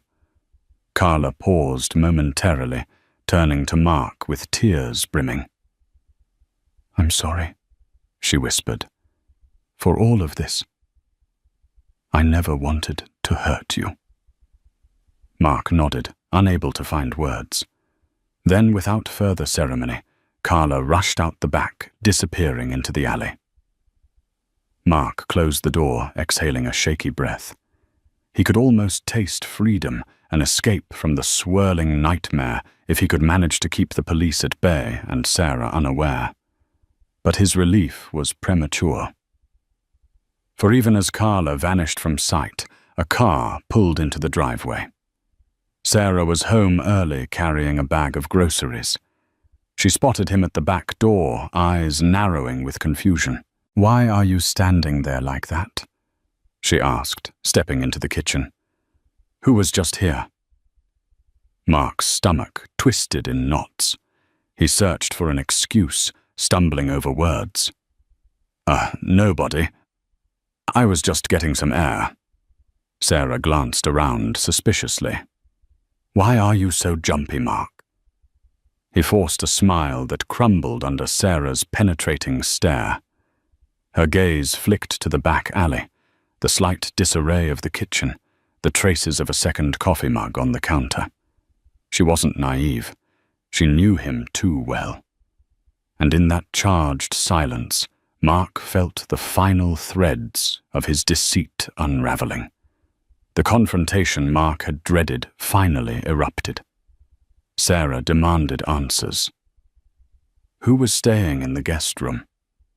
Why did she find a woman's hairbrush in the bathroom? Why was the police officer here? Each question hammered Mark's fragile composure. At first, he attempted to spin more lies, but Sarah's teary gaze and trembling voice shattered his defenses. Something in him finally broke. He confessed haltingly at first, then in a rush of words he couldn't control. He admitted to the affair, Carla's overnight stays, the police involvement. The only part he censored was Carla's criminal entanglements. He simply told Sarah that Carla was in trouble and the police had come around to question them. Sarah, stunned into silence, gripped the countertop as if to steady herself. Her face went pale and her lips parted in disbelief. She said nothing for a long moment, then asked the question that terrified him. "Did you let her sleep? In our bed? In the bed where I've been sleeping while carrying your child?" Mark wanted to lie, but the weight of his sins was too great. He nodded, unable to meet her eyes. The noise that escaped Sarah's throat sounded like a wounded animal, a strangled cry of agony. She turned away, pressing a hand to her swollen belly as tears streamed down her cheeks. "You brought her into our home, into my bed. What kind of monster are you?" she spat, voice thick with revulsion. He reached out, but she recoiled. "Sarah, I'm sorry," he whispered, but he couldn't find words to justify the unforgivable. Without warning, Sarah's emotions surged, and she slammed her hand against the cupboard. The baby inside her kicked violently, as though sensing her turmoil. Trembling, Sarah stumbled to the living room, sinking onto the couch. Mark followed, guilt etched on his face, but she held up a hand. "Stay away," she said, her voice choked. "I need to think. I need to understand how I married someone who could do this to me." He stood there, helpless, wanting nothing more than to console her to undo every wrong decision. But the damage was done. There was no comfort he could offer that would mend the gaping wound in her chest. It was in the midst of this tense standoff that another knock came at the door. 3 hard, distinct raps that echoed through the silent house. Mark closed his eyes, dreading what might come next. Sarah sat upright, alarmed, her tear-streaked face turning toward the tumult entrance. When Mark opened the door, Officer Morales and Officer Thompson stood there again, expressions grave. This time they weren't alone. A plainclothes detective accompanied them, a badge clipped to his belt. Mark's heart dropped. "Mr. Anderson," the detective said, voice clipped. "May we come in?" Mark stepped aside, mind spinning. Sarah, rising from the couch, locked eyes with him, fear and betrayal mingling on her face. The detective introduced himself as Detective James Carter. "We've been investigating certain criminal activities involving Carlo Rodriguez," Carter stated, flipping open a small notebook. "We have reason to believe she's been using associates, willing or otherwise, to conceal her whereabouts and possibly launder money. We have reason to believe you might have information." Mark's hands shook. I only knew she was in some sort of trouble. She said she owed money. That's all." Detective Carter nodded.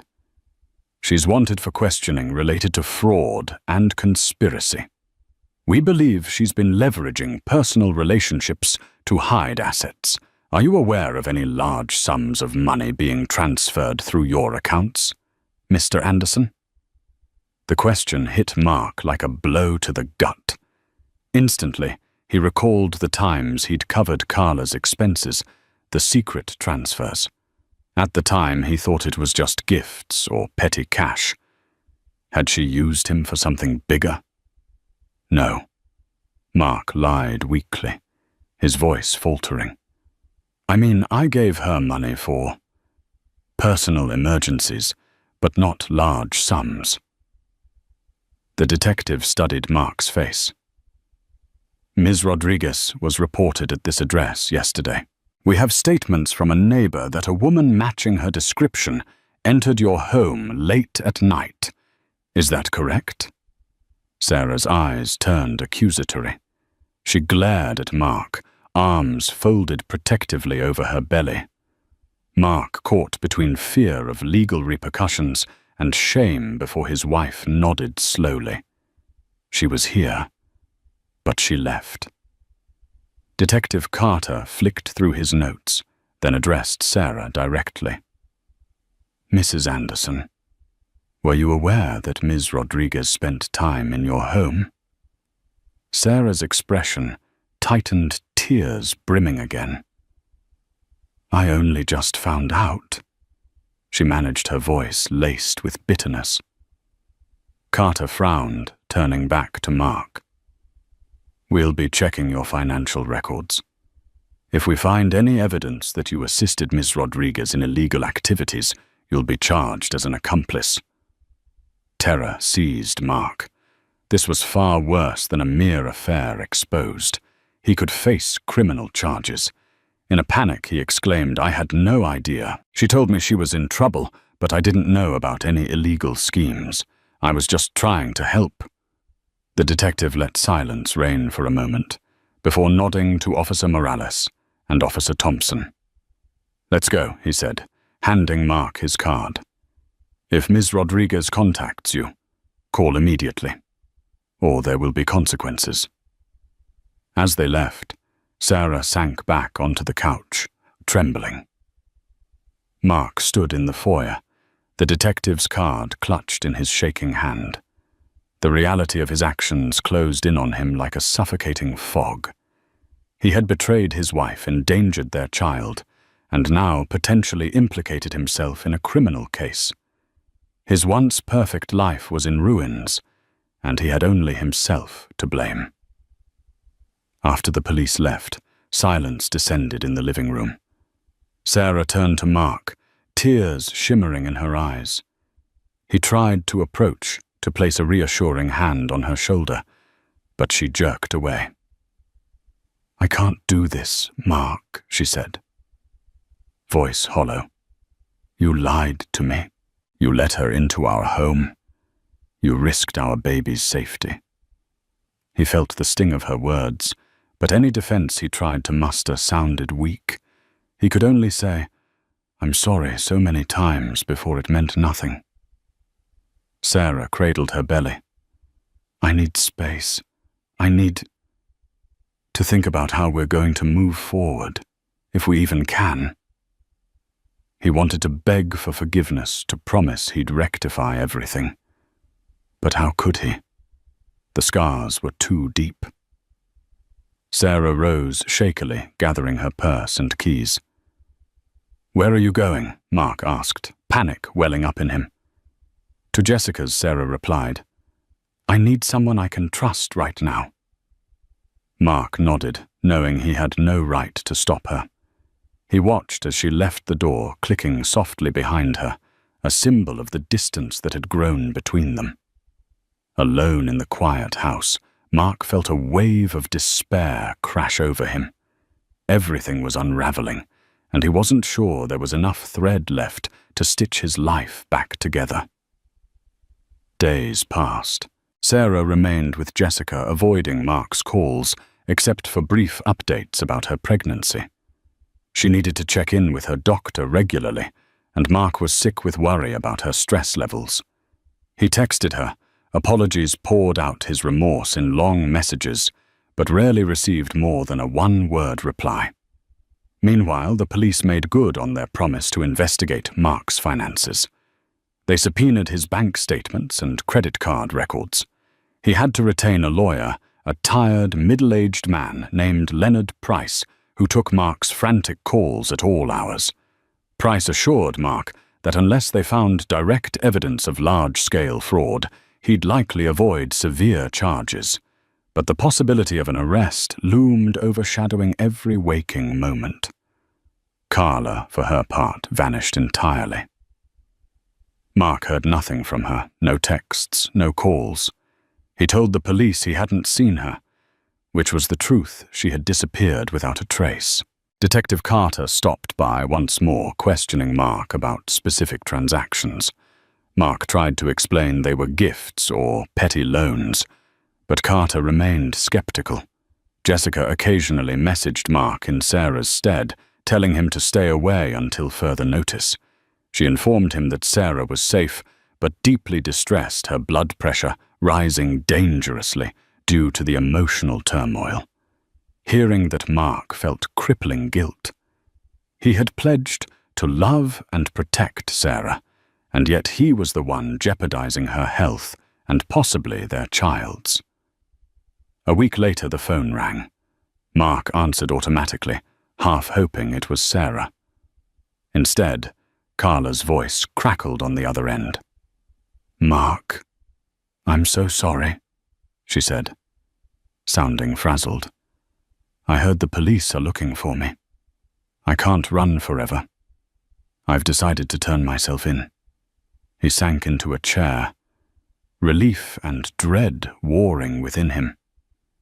"That's probably the best thing," he said. "They think I helped you launder money or something. You have to clear this up." She sighed. "I will. Look, I used your accounts to park some funds temporarily. I never meant to drag you down. I just needed a place to hide it. My ex threatened me if I didn't get him the money." Mark's jaw clenched. "Carla, you had no right." "I know," she interrupted. "I've made a mess. I'm going to explain everything to the police, tell them you weren't involved. You deserve that much." Anger flared in Mark, but he also recognized this might be his lifeline, the only way to avoid charges. "Just make sure you do the right thing." Her voice trembled. "I will. I truly did care for you, Mark, in my own selfish way." Before he could respond, she hung up. leaving Mark in stunned silence. He called his lawyer immediately, who advised him to wait for Carla's statement and remain cooperative. That night, Mark received another call, this time from Detective Carter. Carla had turned herself in, and she had indeed explained that Mark was clueless about the fraudulent aspect of her finances. The detective's tone was neutral, but Mark sensed a hint of relief. "You're free from suspicion for now, Mr. Anderson," Carter said. "But we'll verify her statement. If there's any discrepancy, we'll be in touch." When Mark ended the call, he exhaled a long breath of relief. The nightmare might finally be nearing an end, at least on the criminal side. But the personal damage remained gaping and raw. With Carla's arrest and her confession clearing Mark of wrongdoing, the legal nightmare finally eased. Now all Mark could focus on was repairing what truly mattered: his marriage. He reached out to Sarah repeatedly through messages and letters, begging for a chance to talk. After encouragement from Jessica, Sarah agreed to meet him at a quiet cafe. Mark arrived early, nervous and remorseful. When Sarah walked in, she looked tired but strong. They sat in silence for a moment before Mark spoke. "I know I can't undo what I did," he said, voice trembling. "But please let me prove I've changed." Sarah's eyes welled with tears. "You risked everything for what you let her into our home, into our bed." Mark reached for her hand, but she pulled back slightly. "I don't expect forgiveness overnight," he said. "Just the chance to be a good father, to be better." "I need time," Sarah whispered. "I have to think about what's best for the baby." Mark nodded. It wasn't a reconciliation, but it was a beginning. There was still pain between them, but there was also a door left ajar, just wide enough for the possibility of redemption. Mark moved into a small apartment, giving Sarah space while she stayed home preparing for the baby. He began therapy and parenting classes, determined to change. Jessica helped coordinate visits, and Sarah let Mark attend doctor appointments. At the ultrasound, they saw their daughter's face. Mark cried, overwhelmed. Sarah remained distant, but acknowledged his efforts. She appreciated his support, even if trust hadn't returned. Hints from Jessica suggested Sarah hadn't given up entirely.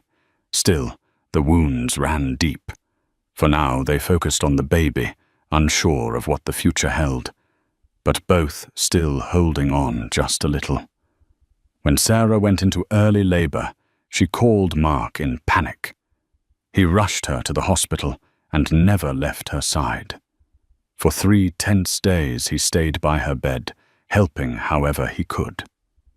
As Sarah rested, Mark silently vowed to earn back her trust. One night, she stirred and whispered, "I hate what you did, but I see you're trying." Mark held her hand gently. "I'll do whatever it takes." Her eyes softened. "We'll see." It wasn't forgiveness, but it was hope. And for Mark, that was everything. Back home, on bed rest, Sarah allowed Mark to help during the day, though he returned to his studio apartment at night. Their conversations grew more civil, focused on Emily's future. One afternoon, Sarah suggested counseling, not to save the marriage yet, but to learn how to co-parent. Mark agreed eagerly. Sessions with Dr. Christine Lee were raw and painful. Sarah voiced her heartbreak.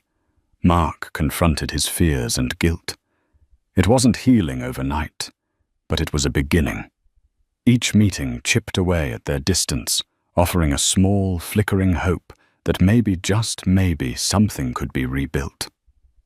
At 9 months pregnant, Sarah went into labor. Mark was at her side through every contraction, with Jessica offering support. After hours of pain and anticipation, their daughter arrived a healthy girl with a strong cry and a head full of dark hair. As Mark cradled Emily, Grace Anderson tears streamed down his face. For a fleeting moment past, betrayals faded beneath the miracle of her birth. Sarah watched silently, eyes full of conflicting emotions. In that fragile peace, they shared an unspoken understanding. Mark devoted himself to fatherhood, staying up through night feedings, changing diapers, and caring for Sarah during recovery. Though still cautious, Sarah allowed him back into the home, but not her heart, not fully. The counselor advised they take things slow and focus on Emily's well-being. Carla's case concluded with her conviction. Mark was officially cleared, but the damage to his marriage endured. It took nearly a year of therapy and honest effort before Sarah was willing to try again. She laid out clear rules, complete transparency, shared accounts, no more secrets. Mark agreed without hesitation. They weren't the same couple as before, but in their brokenness, they found a way forward anchored by love for their child and a hard-won trust. Roamed hope found its way back. Thank you for joining me on this roller coaster tale of betrayal, heartbreak, and the strenuous journey toward redemption.